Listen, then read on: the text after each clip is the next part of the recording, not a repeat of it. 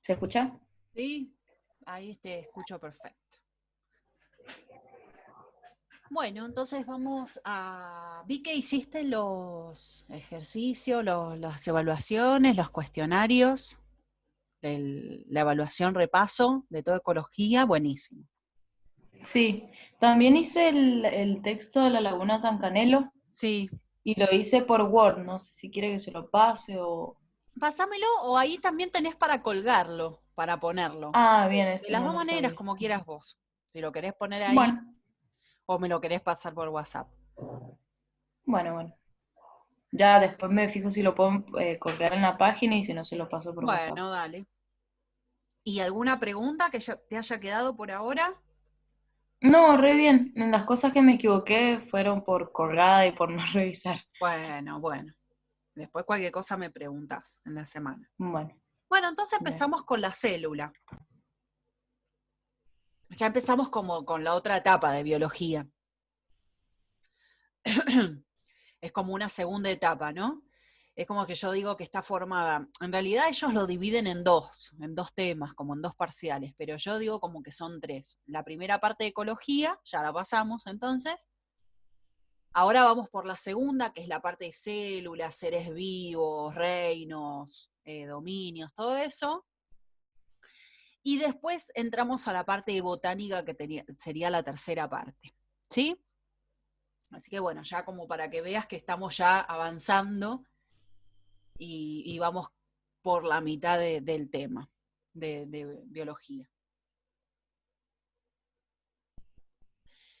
Bueno, ¿qué es la célula entonces? La célula es una unidad, ¿no? de vida, ¿no? Una unidad estructural y funcional de todo ser vivo. Todo ser vivo, para ser considerado ser vivo, o sea, para ser considerado individuo, como lo vimos en los niveles de jerárquicos. ¿Qué tenía el nivel jerárquico anterior? La célula. O sea, no puede ser vivo si no tiene una unidad celular. Ese individuo puede ser formado por una sola célula, no es que tiene que tener muchas células, puede ser unicelular o puede ser multicelular. Es lo mismo multicelular que pluricelular. Otros sinónimos para tener en cuenta, ¿no? ¿Por qué es estructural? Porque, lo dice la palabra, forma la estructura, forma lo que somos, ¿no? Como individuos, tanto pluricelulares como unicelulares. Y funcional porque dentro de ella se producen muchas funciones fisiológicas, como el metabolismo, que es el conjunto de todas las reacciones químicas. O sea que cada una de ellas realizan funciones específicas, que después, bueno, formaban los tejidos, órgano, sistema de órganos, ¿no? Bueno, fue descubierta por Robert Hooke porque él vio en un corcho, un corte de corcho, que nosotros vamos a ver que es el corcho, el suber, es un crecimiento secundario que tienen algunas plantas, no todas, y bueno, es un tejido muerto en las plantas, no es vivo. Entonces vio que eran como, que tenía como agujeritos, como celdas, ¿no? Y ahí por eso le llamó célula, porque célula significa celda o cuarto pequeño.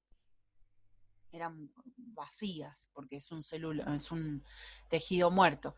Pero bueno, no en todos los tejidos está muerto, obviamente, está vivo, ¿sí?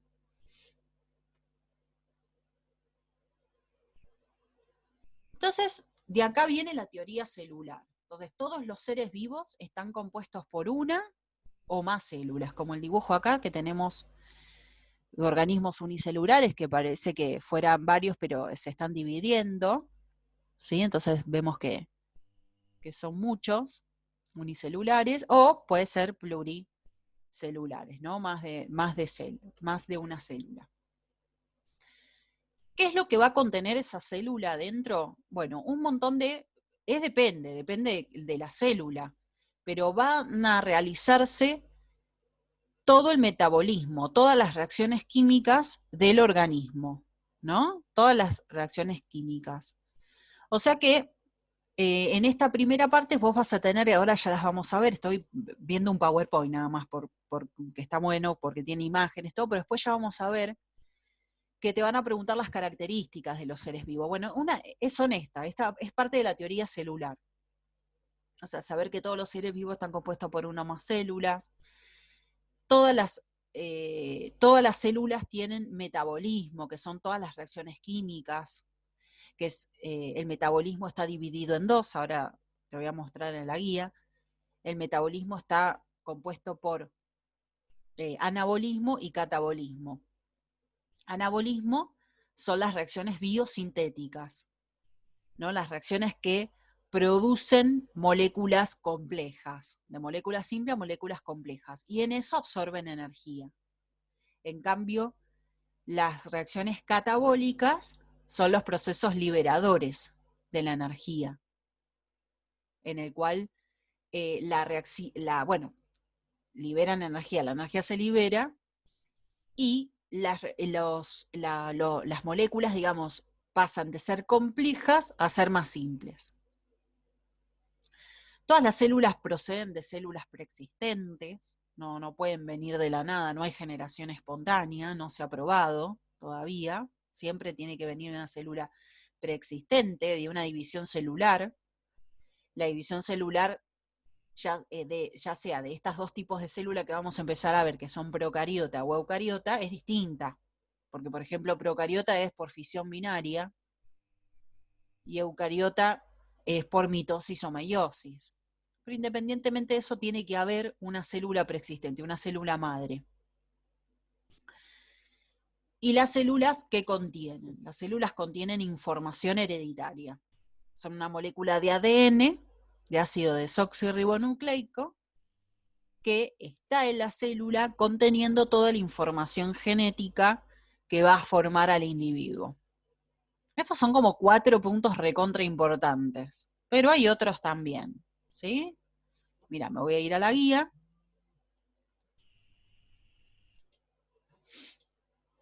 Que creo que es esta, la célula. Y vamos a ver todos esos puntos que te pueden llegar a preguntar. Bueno, ves que empieza con la teoría celular. Entonces, unicelulares y multicelulares primero, ¿no? Después todos cumplimos con los niveles jerárquicos de organización, que no todos, porque por ejemplo una bacteria no tiene el nivel de tejido, órgano y sistema de órganos, pero no cumple con otro nivel jerárquico raro. Son esos los niveles estandarizados. Todos los organismos también crecemos, también como decíamos recién, provenimos de otra célula, pero también hay crecimiento, y ese crecimiento es la división celular, porque un niño, un adulto, la diferencia es que hay un aumento en el número de células, pero por ejemplo las plantas es característico también el aumento del tamaño celular, porque acá estamos viendo obviamente en general, ¿no? Entonces también hay un crecimiento en el número, ¿sí? Que la división es importante, pero también en el aumento del tamaño de la célula.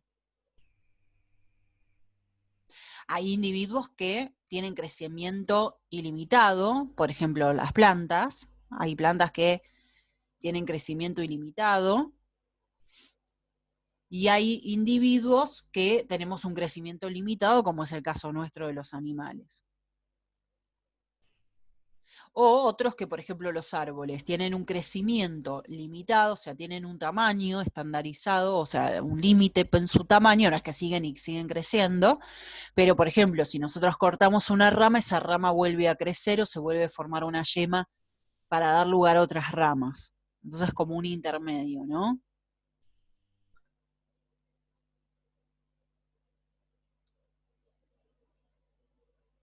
Y acá aparece lo del anabolismo. Lo del anabolismo y el catabolismo, ¿no? Que es el metabolismo. El metabolismo, entonces, es el conjunto de todas las reacciones químicas, todas las transformaciones, si nos volvemos para química, serían todas las transformaciones, los fenómenos químicos que ocurren en un ser vivo. ¿Y dónde ocurren? Adentro de la célula. Por eso la célula es tan importante, ¿no? Porque ocurren dentro de la célula. Y hablábamos de que habían dos tipos de metabolismo, catabolismo y anabolismo. Catabolismo es la obtención de energía, ¿no? ¿Por qué obtención? Porque en realidad lo que pasa es que en esa reacción química de las cuales las moléculas complejas pasan a simples, se rompen, la energía se libera. Y esa energía, lo que hace la célula no es dejarla escaparse, porque si no, no tendría ningún sentido, es aprovecharla, es obtenerla. ¿Para qué? Para las reacciones anabólicas, en el cual para formar moléculas complejas necesitas energía. Ejemplo de reacciones catabólicas, tenés la respiración celular.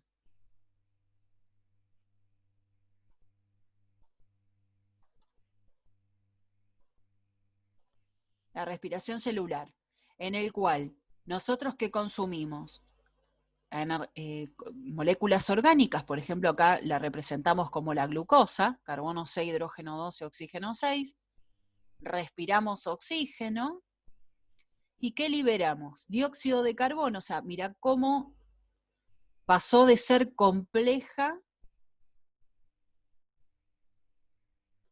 a simple esa molécula.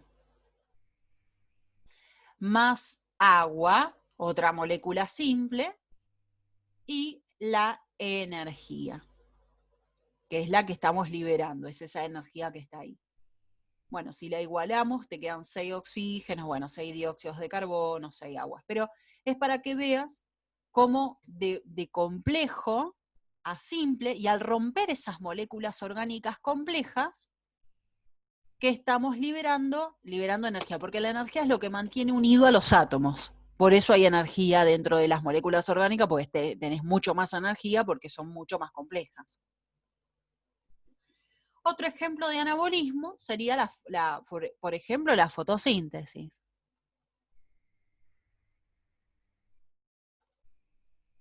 En donde es al revés de la respiración celular, en donde las plantas que intercambian y absorben dióxido de carbono, absorben agua en sus raíces, y la energía de dónde proviene, del sol.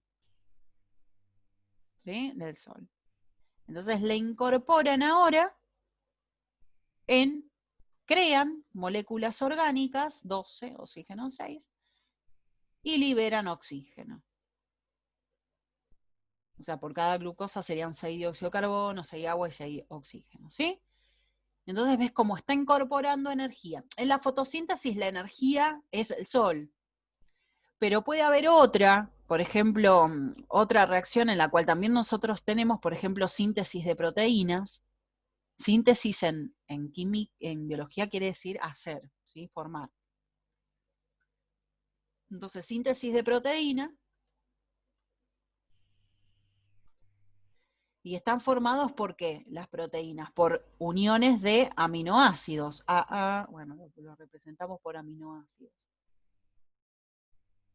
¿Quién hace esta unión, que se llama unión peptídica? Los ribosomas. Hace esa unión entre los aminoácidos. Bueno, para unir necesito energía. Y esa energía nosotros no la sacamos del sol, no podemos. Pero ¿de dónde la sacamos? Esa energía. De las reacciones catabólicas.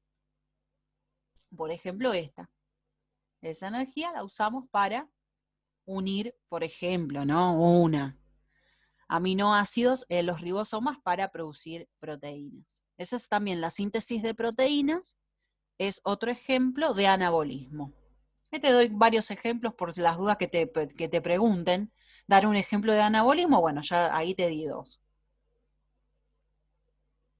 Catabolismo te di 1, pero vas a ver que vas a encontrar más ahora cuando empecemos a ver la célula. ¿Este está entendido, Lucía, con este tema de catabolismo y anabolismo? Sí, sí, re bien. Bueno, son temas complejos que si bien lo estamos viendo como muy por arriba, igual es complejo. Así que bueno, por eso pregunto. Lo otro importante es que de la teoría celular, que bueno, la habíamos visto resumida en 4 puntos, pero acá lo tenés bien desarrollado, es que los seres vivos evolucionan. O sea, es importante eso también, que no se queden iguales siempre, ¿sí? Que tengan una evolución. Y esa evolución sería una adaptación al medio, ¿no? Que ya después están las teorías evolutivas de Darwin, que dicen que en realidad es la selección natural del ambiente lo que selecciona la variación favorable, ¿no? Que tienen los individuos. Pero lo importante es evolucionar. ¿Por qué? Porque la evolución hace que una especie no se extinga también, ¿no? Si todos, por ejemplo, seríamos recontra susceptibles al coronavirus, moriríamos todos. Y listo, y se terminó la raza humana. En cambio, hay personas que son asintomáticas, directamente no tienen síntomas. Y otras personas que mueren. Entonces, mirá la variedad de seres humanos que somos, ¿no? De los que estamos constituidos. Entonces, este, eh, eso es la evolución, es lo que nos llevó toda nuestra evolución de los seres humanos, a que viene un virus, viene una bacteria, viene, no sé, algo adverso en el medio y no vamos a morir todos. Tal vez mueran los más delicados o los más susceptibles o los que no están tan adaptados a eso, pero bueno, eso es lo bueno de la evolución. Y después una palabra importante que vemos acá es la homeostasis, que somos individuos homeostáticos. ¿Qué es la homeostasis? La homeostasis es una serie de procesos, ¿sí? Que bueno, dicen coordinados, ordenados, bueno, pero son series de procesos para regular el medio interno. ¿Te acordás nosotros que habíamos visto que los sistemas abiertos que intercambiaban materia y energía, los cerrados solamente energía y aislados, nada, bueno, nosotros somos sistemas abiertos, si lo miramos en la parte de química. Y al ser un sistema abierto, todo el tiempo estamos muy susceptibles a lo que pasa afuera. Mismo, bueno, estamos viviendo en una etapa de pandemia en donde estamos susceptibles a contraer este virus y enfermarnos. Entonces estamos todo el tiempo con riesgo a desestabilizarnos. Entonces, en nuestro cuerpo, ya sea como individuos pluricelulares, pero también los unicelulares, tienen una cierta regulación para que ese sistema abierto sea estable dentro de ciertos límites. Por ejemplo, nosotros, los endotermos, mantenemos la temperatura constante. Qué sé yo, siempre la concentración de glucosa dentro de ciertos límites. Y así sucesivamente, la cantidad de glóbulos rojos dentro de ciertos límites. Cuando nosotros nos hacen un análisis de sangre, viste que dice que el colesterol tiene que tener un límite, los glóbulos rojos, los glóbulos blancos, bueno, todo eso, ¿quién mantiene a todo eso estable y dentro de esos límites? La homeostasis, que no es un solo órgano, no es que el corazón es homeostasis, no, sino que es un conjunto de sistemas y de órganos que influyen, ¿sí?, en esa regulación de los sistemas abiertos, o sea, del medio interno, ¿no?, de los seres vivos.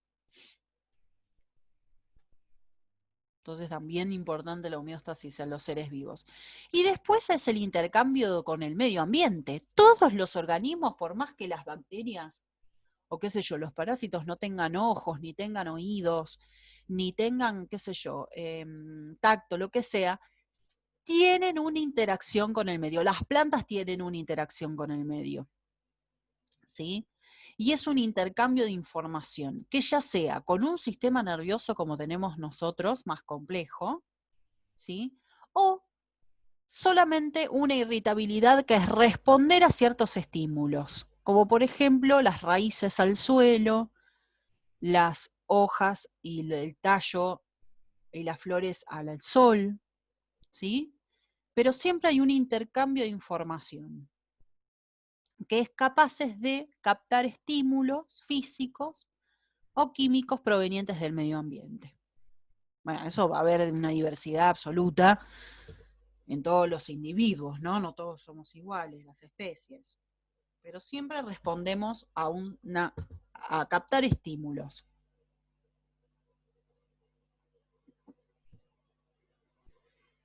Bueno, y hablando de evolución, hay distintos tipos de adaptaciones, en este caso adaptaciones biológicas, bueno, que es lo que yo te comentaba, que adaptación generalmente es sinónimo de selección natural, porque en realidad es lo que pasa eso, es que el medio ambiente es el que selecciona a los individuos, ¿sí? Según tengan esa variación favorable al ambiente, ¿no? Pero en realidad la adaptación es ¿cómo se define?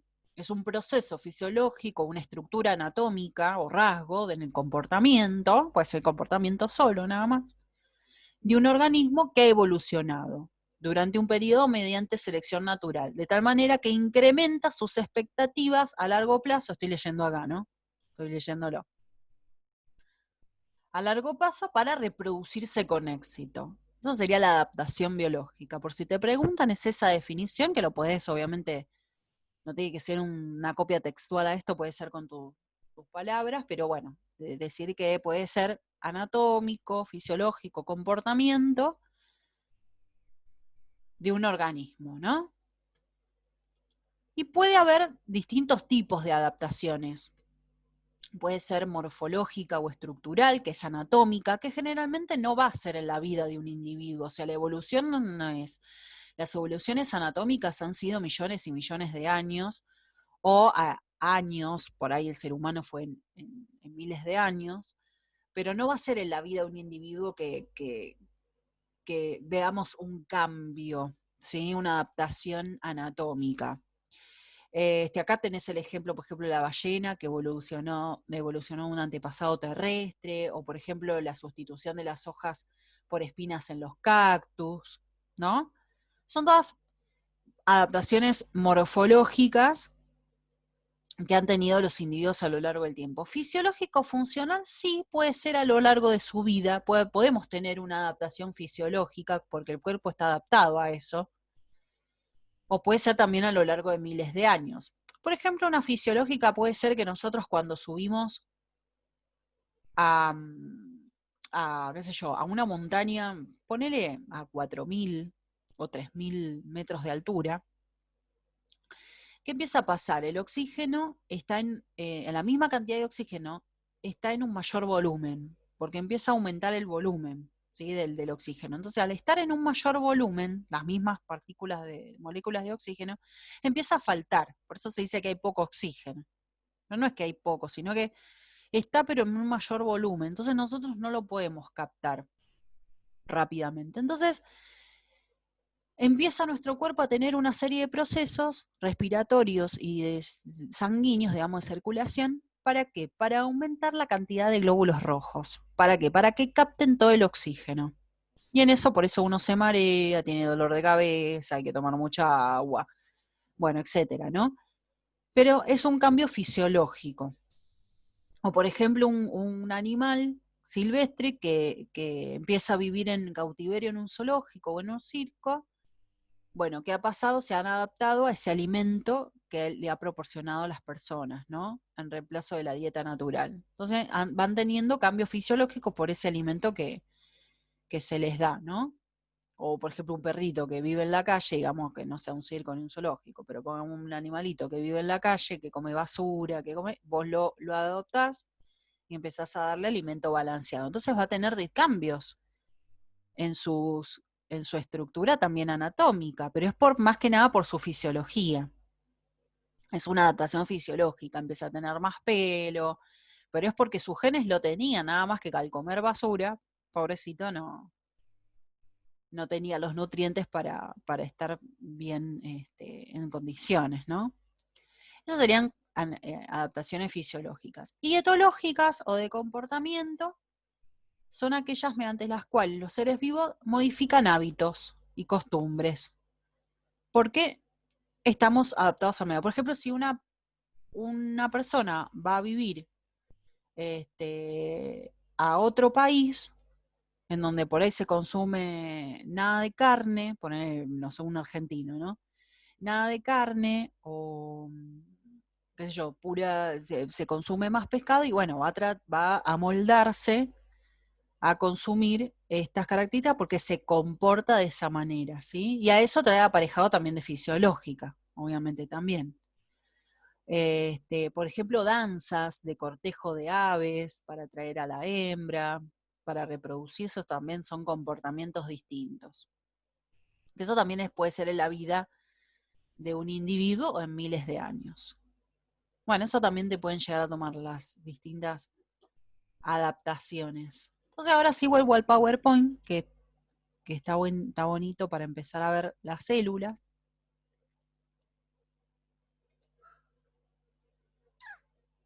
¿Y qué vemos acá? Vemos los distintos tipos de célula que tenemos, que son dos, ¿no?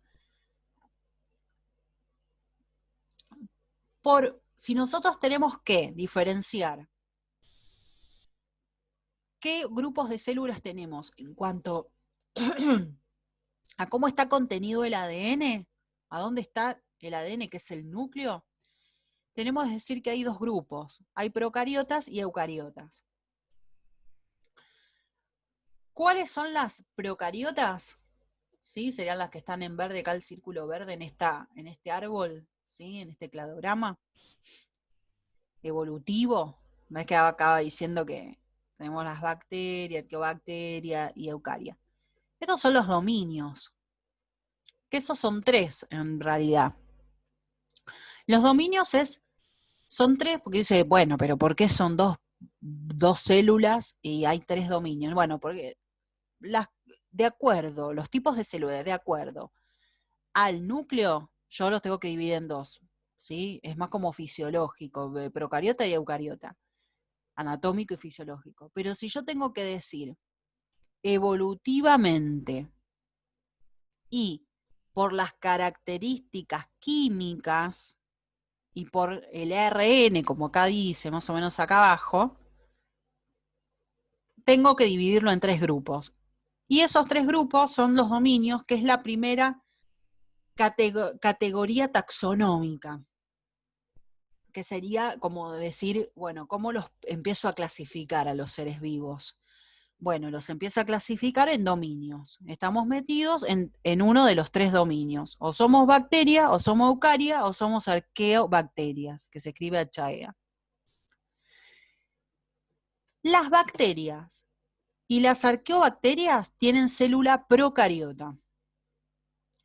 Todos los individuos procariotas, no hay excepción.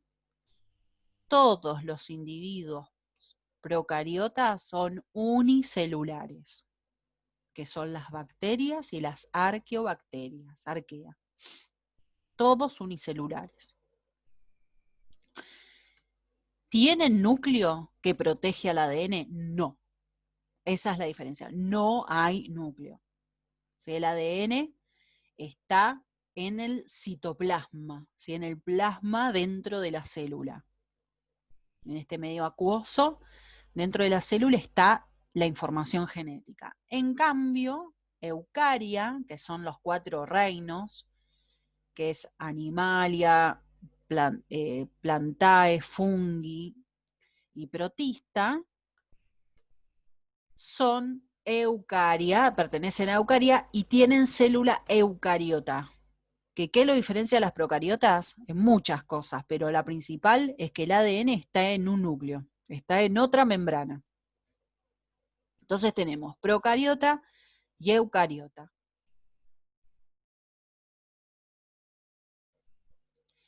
Bueno, acá presentamos entonces procariota, que son todos unicelulares, y eucariotas, que vas a tener tanto unicelulares, individuos unicelulares, como multicelulares en las eucariotas. No es que procariota es uni y eucariota es multi, no. Procariotas sí todas unicelular, pero eucariotas puede haber de los dos. Mirá la diferencia de célula que tenemos con una con respecto a otra, ¿no? O sea, es muy marcada la diferencia. ¿Qué tenemos en procariota? Bueno, en procariota tenemos una membrana plasmática, que también la tiene la eucariota, ojo.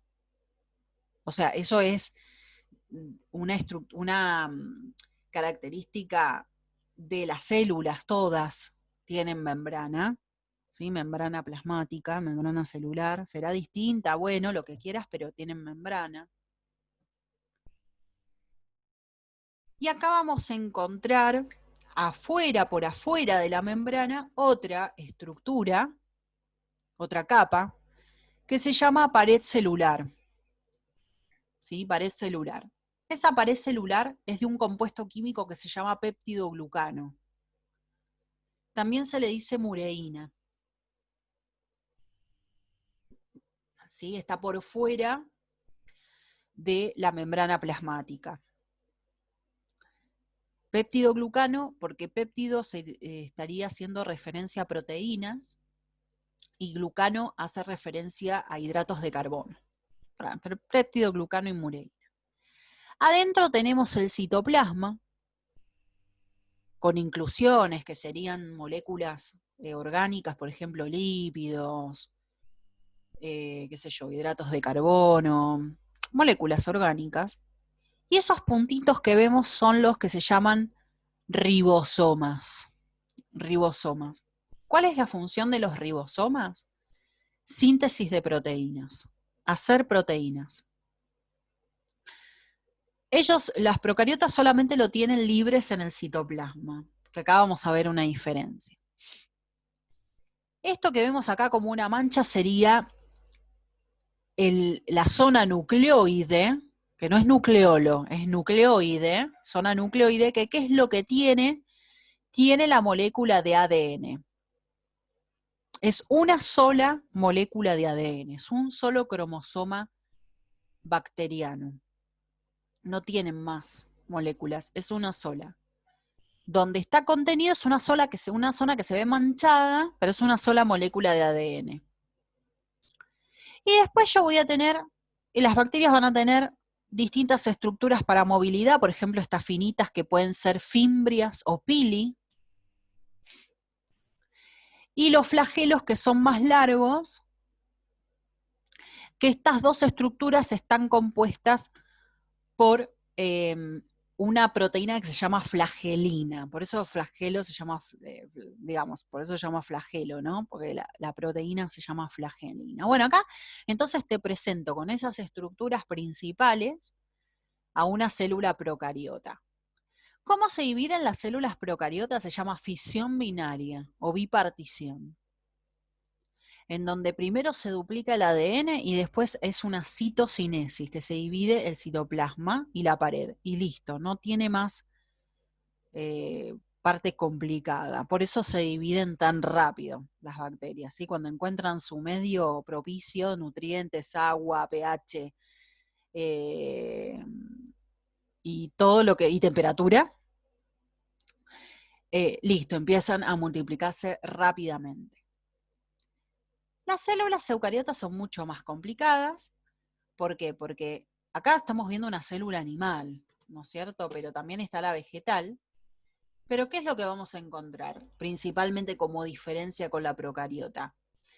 Que el material ADN, o sea, la información genética, está contenida en un núcleo. Y vamos a ver sistemas de endomembranas. No me pongo a explicar acá porque está explicado paso por paso, pero veo sistemas de endomembranas, el retículo endoplasmático, el aparato de Golgi, los lisosomas, las vesículas, vamos a ver organelas como las mitocondrias, los cloroplastos, qué sé yo, los centríolos, el citoesqueleto. O sea, son estructuras que tienen ya sus funciones específicas. Ahí vamos a ver diferencias con la célula animal y vegetal, pero está mucho más desarrollada. ¿Puede tener pared celular? Sí, no todas. Las plantas tienen una pared celular, no tiene nada que ver con peptidoglucano, es de celulosa. O los hongos de quitina, la célula animal no tiene pared celular. Pero bueno, ahora vamos a ir viendo despacito cada más específico. La célula procariota es muy chiquita, es del 1 a 10 micrómetros, es mucho más chica que la eucariota. No posee, como vimos y dijimos, no posee sistema de endomembranas o membranas internas. el material genético no está rodeado por una membrana. La división celular es fisión binaria o bipartición, que acá lo estamos viendo, ves que se duplica el ADN nada más y se parte la célula. El ADN es un cromosoma solo, como te comentaba, y es circular. ¿Sí? Es una molécula cerrada, como vemos acá, ves que es circular y cerrada. No está unido a proteínas, ¿sí? O muy débilmente, y está en una zona que se llama nucleoide. Cualquier cosa, si no entendés algo, me interrumpí, ¿sí? Yo sigo. Acá estamos viendo Escherichia coli. Escherichia coli es así. Y hay especies que son anaerobias y aerobias. Y adentro de anaerobia podemos tener estrictas y facultativas. Anaerobia significa que no viven del oxígeno, ¿sí? Anaerobia estricta es que con oxígeno no se van a reproducir y no van a llevar a cabo funciones específicas. Anaerobias facultativas que sí, unas sí y otras no, y aerobias que viven con oxígeno. Por ejemplo, Escherichia coli es aerobia. Y anaerobia estricta, por ejemplo, serían los géneros Clostridium, por ejemplo, Clostridium botulinum, el que produce el botulismo, la toxina botulínica. Acá estamos viendo el flagelo, que estaba compuesto de proteínas como flagelina, acá tienen una serie de fimbrias. Tenía los ribosomas, entonces síntesis de proteínas, y la pared celular de peptidoglicano, también se le puede llamar peptidoglucano o mureína. Tiene todos esos sinónimos. No tiene mitocondrias, no tiene cloroplastos, pero no quiere decir que no respire, porque las mitocondrias, viste que la función es respiración y la fotosíntesis es de los cloroplastos, bueno, la función es fotosíntesis, pero no quiere decir que no lo pueda hacer. No tiene mitocondrias, pero que algunas respiran, las aerobias respiran. Entonces, ¿cómo sería eso? Bueno, realizan todas esas funciones de respiración en su membrana plasmática. Lo mismo que si hay una bacteria que hace la fotosíntesis, hay un grupo que se llama cianobacterias, realizan la fotosíntesis. Bueno, también lo llevan a cabo en la membrana. Tienen clorofila, por eso son verdes. Y la fotosíntesis puede ser anaerobia como aeróbica. Y bueno, ahí tenemos otra bacteria. Un dibujito más bonito. Las bacterias pueden tener distintas formas, por ejemplo, viste que se dice estafilococos, por ejemplo, bueno, son cocos, son redonditos, pero en racimos. Por ejemplo, Staphylococcus aureus, que es una bacteria que nosotros tenemos en la piel y en la garganta, que en los alimentos puede llegar a producir toxinas. Si, por ejemplo, alguien tose o escupe en un alimento y ese alimento después está en una temperatura de riesgo, puede llegar a producir toxinas. Estafilococos dije recién, bacilo, por ejemplo, Escherichia coli, que también vive en simbiosis en nuestro intestino, pero también produce intoxicaciones, y en los niños síndrome urémico hemolítico, son bacilos, que son como bastoncitos. Vibrio cholerae tiene esta formita que son bastones como dobladitos, como bananitas, Vibrio cholerae, formador de cólera. Los estreptococos también que forman cadenas, esos también viven en nuestro intestino en simbiosis. Acá pueden formar diplococos, que son dos. Esporas también pueden formar las bacterias, por ejemplo, Clostridium botulinum forma esporas para cuando hay altas temperaturas o hay pH ácido, forma esporas para poder vivir. Cuando está el medio propicio, vuelve al estado vegetativo. Espirilos, pues también, que son más retorciditos. Bueno, hay diferentes formas. Bueno, y las células se pueden ver, las bacterias se pueden ver a un microscopio óptico, que es 1000 veces, pero para ver la estructura interna de una célula, sí o sí necesita un microscopio electrónico como el de la imagen que estamos viendo acá, que sean 1000 veces, ¿sí? Si no, no vamos a ver. Pero sí, si tenemos un microscopio óptico, podemos ver las formas de la célula, eso que decíamos cocos, estreptococos, bueno, todo eso, podemos contar bacterias, podemos verlo en un microscopio óptico. Acá, por ejemplo, vemos Escherichia coli. Ves que son bacilos.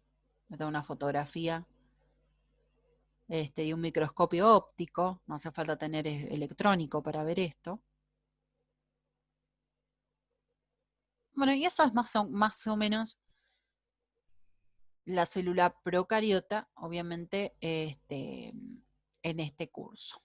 Célula eucariota es más grande. Es ya de 10.000, escúchame, de 10, perdón, de 10 a 100 micrómetros, en donde ya vamos a encontrar un sistema de endomembranas, que ya son compartimentos diferenciados dentro de la célula, como por ejemplo el retículo endoplasmático, el complejo de Golgi. Importantísimo el núcleo, en donde contiene la información genética.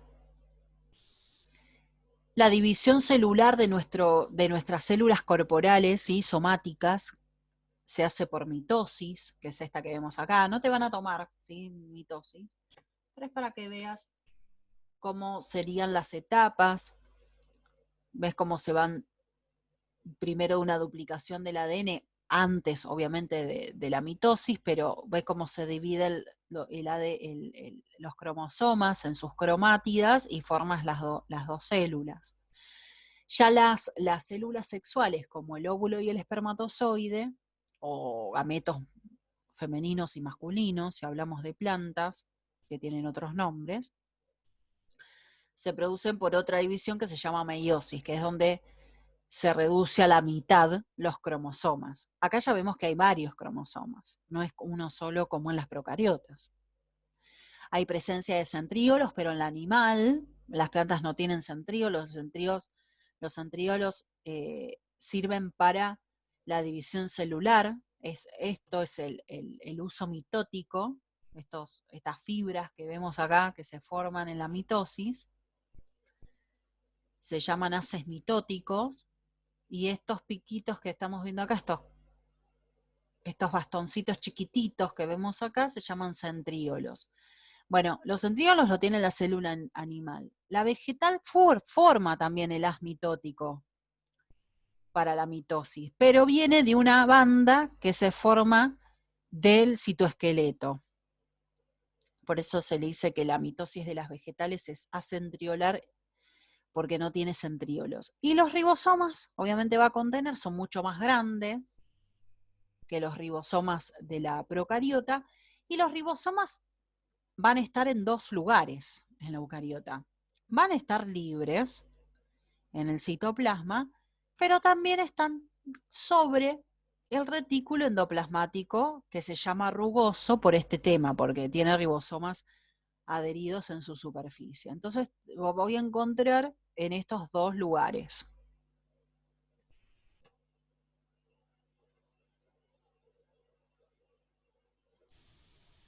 Entonces dijimos que el ADN, el material genético, está rodeada por la membrana, tiene organelas membranosas y no membranosas también.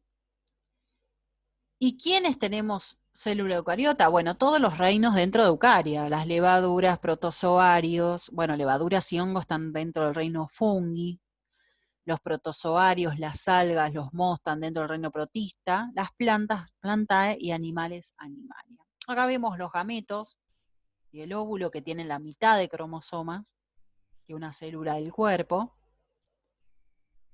¿Por qué? Porque se van a unir y van a formar un individuo con el número de cromosomas de su cuerpo. Bueno, y hay distintos tipos de células. Por ejemplo, acá tenemos esporas de moho, granos de polen, células de saco embrionario. Bueno.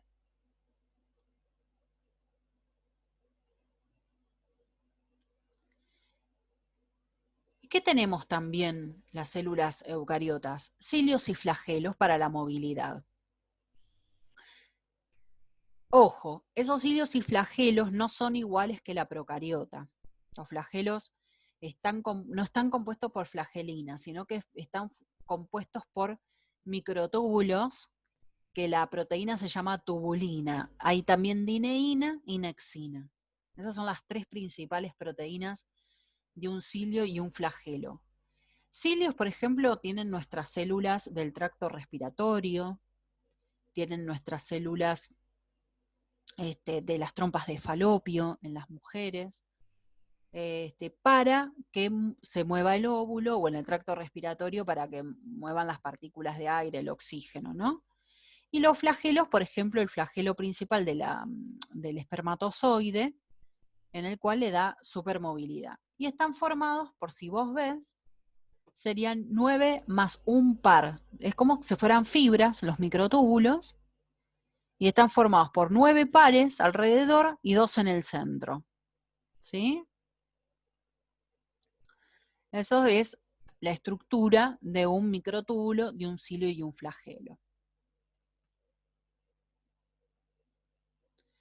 Acá estamos viendo una célula vegetal, en donde ves que tiene la pared celular, que en este caso es de celulosa, tiene cloroplastos, cosa que la célula animal no tiene cloroplastos que realizan la fotosíntesis.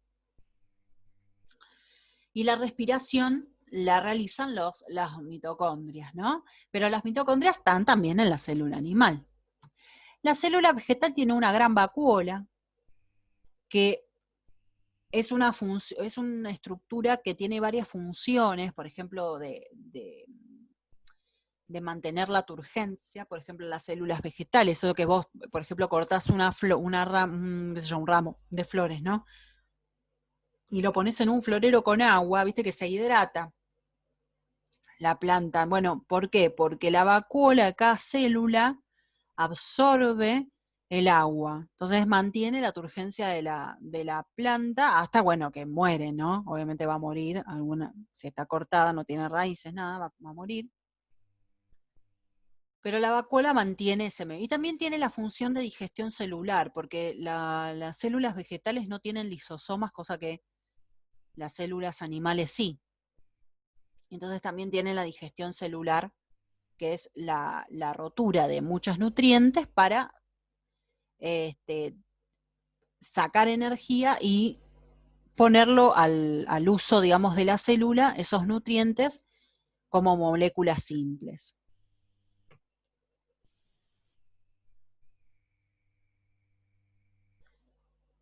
Bueno, esta es la meiosis, ¿viste? Que es mucho más complicada, en el cual de una célula madre no vamos a tener 2, sino que vamos a tener 4. Acá es la formación de espermatogénesis, que es la formación de espermatozoides, y esta es la ovogénesis, la del óvulo, que solamente hay 3 cuerpos polares que se llaman, que no llegan a formarse en ovocito, en óvulo, y hay uno. Es una diferencia entre los dos, ¿no? Pero la sexualidad puede ser tanto asexual en la eucariota como sexual, ¿no? Sexual, cuando hay reproducción sexual, es que hay una meiosis y formación de gameto, tanto masculino como femenino.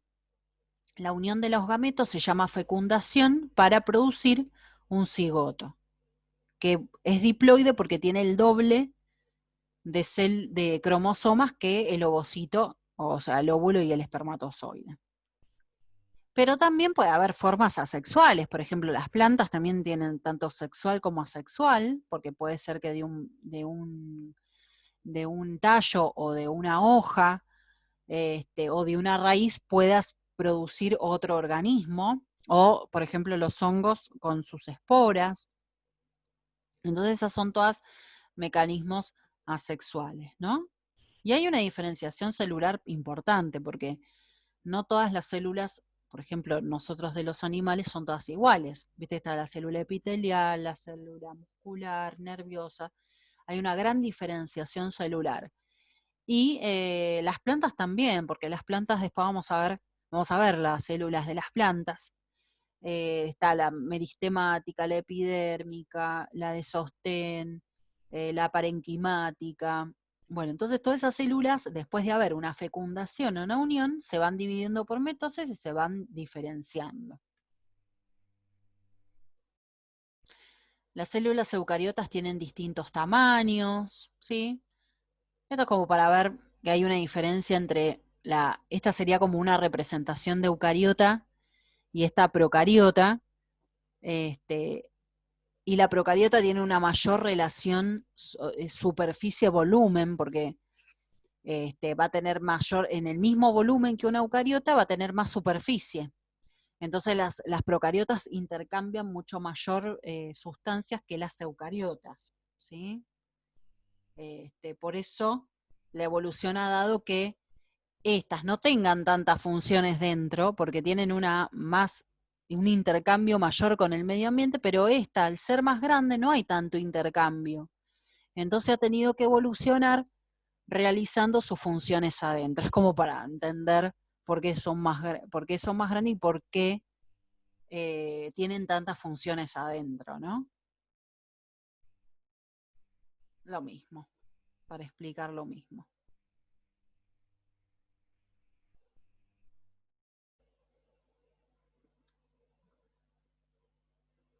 Me voy a pasar a esta porque es para diferenciar lo que es citoplasma de citosol, que no es lo mismo. Citoplasma contiene a las organelas, ¿ves? Esto es como un esquema así, a grosso modo dibujo, pero está bueno para entender. ¿Ves que este es el núcleo, no? Todo lo que está pintado adentro sería el medio acuoso. Y las organelas, ese es el citoplasma. Ahora, el citosol sería solamente la parte acuosa, ¿sí? Porque uno por ahí en la secundaria no lo ve, o en la primaria, no lo ves muy diferenciado. Bueno, y te lo toman y por ahí uno no lo tiene bien claro. El citoplasma, el citosol está dentro del citoplasma.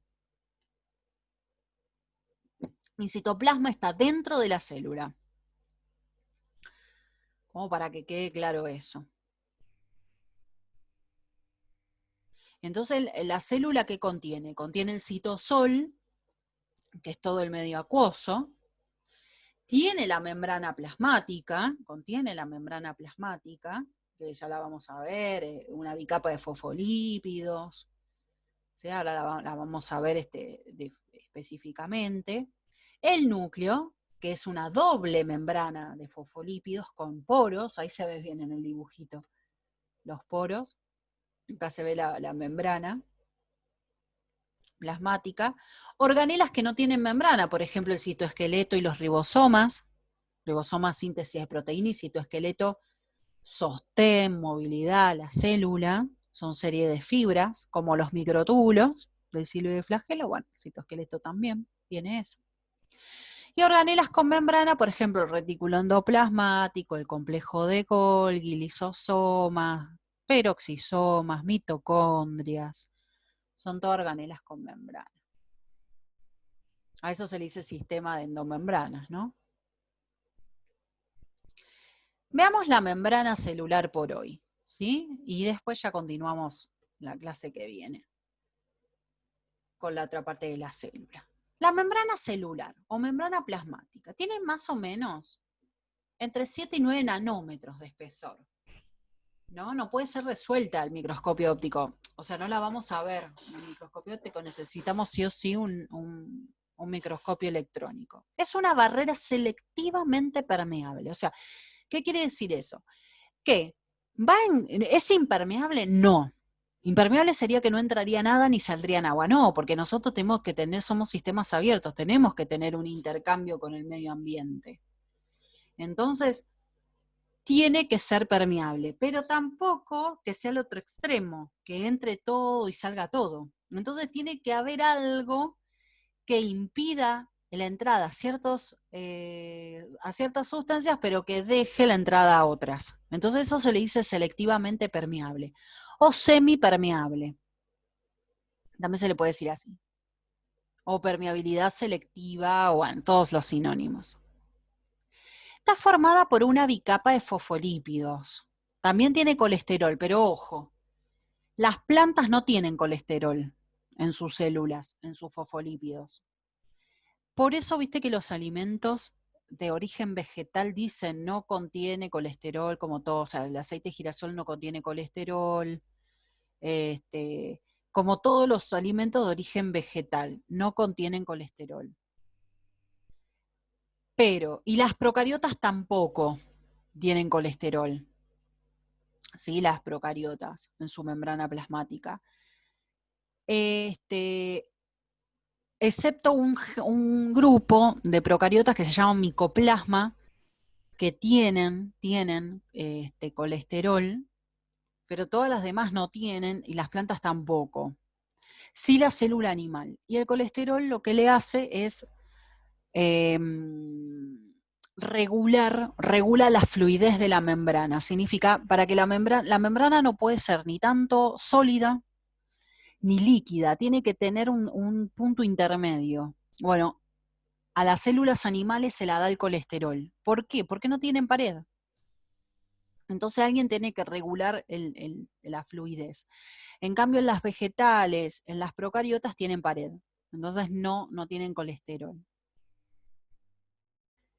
Las moléculas de los fosfolípidos tienen una parte que se llama, ahora te voy a mostrar el dibujito, tiene una parte que se llama hidrofóbica, que es hacia el interior de la bicapa, y una parte hidrofílica, que es hacia el exterior de la membrana, ¿no? Y bueno, las que tienen colesterol lo van a tener en la parte hidrofóbica porque el colesterol es una molécula lipídica.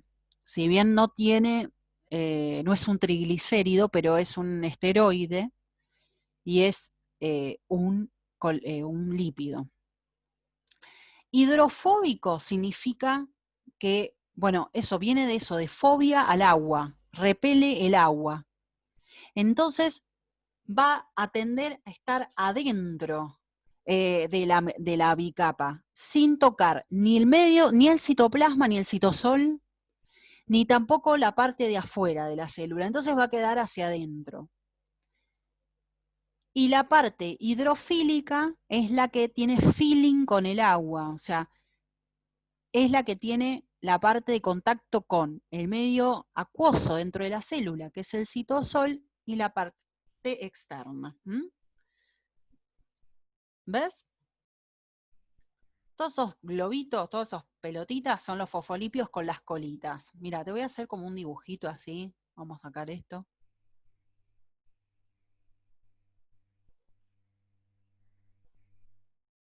Quiero sacar esto. Bien.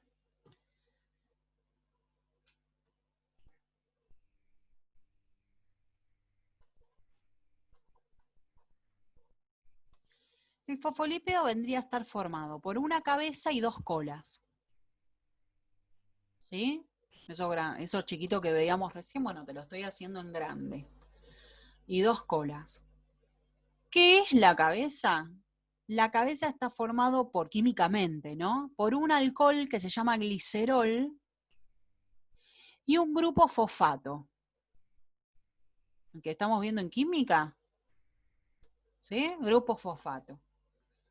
Esa es la cabeza. Que la cabeza se le dice cabeza, así se le dice, cabeza polar. Ahora te voy a explicar por qué polar. Y las colas, químicamente, ¿qué son? Son ácidos grasos.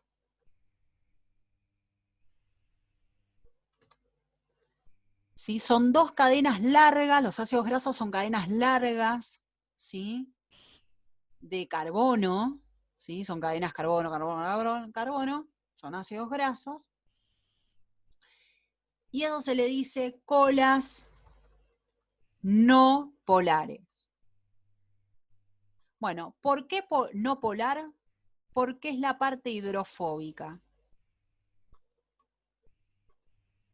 Hidrofóbica es insoluble en agua. Viste que las grasas son insolubles en agua. Entonces, es la parte hidrofóbica. Y las cabezas es la parte hidrofílica, que sí tiene contacto con el agua. Entonces, voy a hacer como una membrana así rústica. es una bicapa de fosfolípidos. ¿Por qué? Porque se van orientando, esto es el citosol. Acá estaría toda la parte de adentro de la célula. Y acá está la matriz extracelular. Vamos a hacer como un super zoom de una célula. La matriz extracelular. Entonces, todo esto es acuoso. Y esto es acuoso. Entonces, obviamente que las colas no van a querer tocar eso. Entonces las colas se meten para adentro y se forma una bicapa. ¿Sí? Por eso la célula, la membrana está formada por una bicapa de fosfolípidos, que también lo tiene la estructura de todo el sistema de endomembrana, el retículo endoplasmático, el aparato de Golgi, las vesículas, el mitocondrio, todo tiene este tipo de bicapa.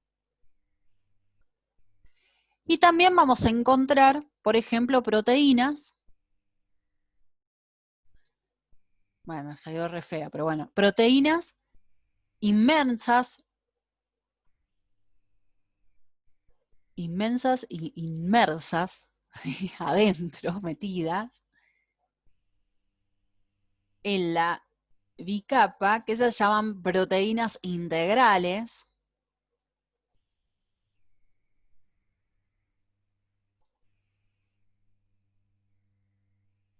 Y en la parte del citosol también vamos a encontrar proteínas periféricas, ¿sí?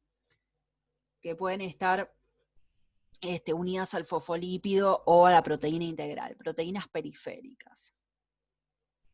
¿Para qué sirven esas proteínas? Bueno, sirven de puentes para el ingreso, pues estamos diciendo que la célula es selectivamente permeable, entonces va a hacer eso. Esas proteínas van a servir de puentes para el ingreso o salida de sustancias. Y también vamos a encontrar unas cadenitas de oligosacáridos que se llaman, que pueden estar unidas a un fosfolípido, entonces se van a llamar glucolípidos, o pueden estar unidas a la proteína integral, entonces se van a llamar glucoproteínas. El conjunto de estas dos se llama glucocálix. Es muy importante porque las sustancias, pongámosle que esta es una sustancia, va a llegar a esta zona y va a querer ingresar, puede ser una hormona, por ejemplo, pongámosle que es una hormona que va a querer ingresar.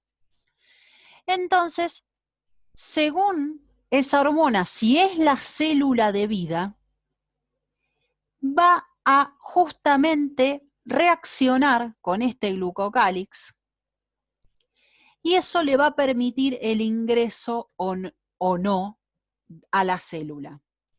Entonces los glucolípidos son importantes, las glucoproteínas, para el ingreso de sustancias. También el glucocálix forma lo que son los antígenos. Por ejemplo, si acá viene, vamos a hacer otra simulación, acá viene un macrófago, una célula del sistema inmunitario. Entonces, sus también glucocálix va a reconocer a ese glucocálix como propio o no de la célula. Entonces ahí no le hace nada. Obviamente que el macrófago es mucho más grande, en una escala horrible, dice, porque el macrófago tendría que haberlo dibujado toda la computadora, toda la pantalla. Pero bueno, se entiende que es mucho más grande que la célula de la que se va a encontrar. Entonces, ¿qué va a hacer si reconoce ese glucocálix como extraño? Lo va a fagocitar, se lo va a comer. Entonces, mirá lo importante que es el glucocálix. Bueno, eso cuando lo que está identificando, si esta célula, por ejemplo, sería extraña, esto de glucocálix se le dice antígeno en todo lo que es el sistema inmunitario. O sea, tiene muchas propiedades y funciones específicas el glucocálix. Por eso la membrana plasmática es tan importante, ¿no? Bueno, y acá lo tenés, ¿ves?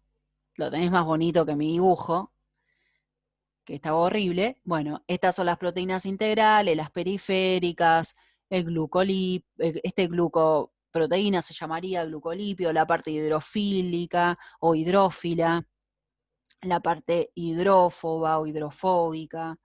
Acá hay un poco de colesterol, proteínas integrales, bueno, importantísimas entonces de la célula, ¿no? Bien, entonces, acá tenés un cuadrito, ya después la clase que viene lo vemos bien, de diferencias entre eucariotas y procariotas, si lo querés empezar a chusmear, a leer en la semana.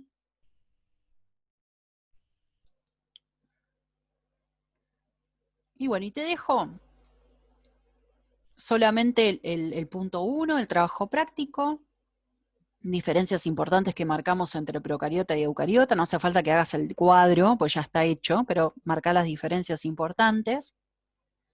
El punto 2, punto 3.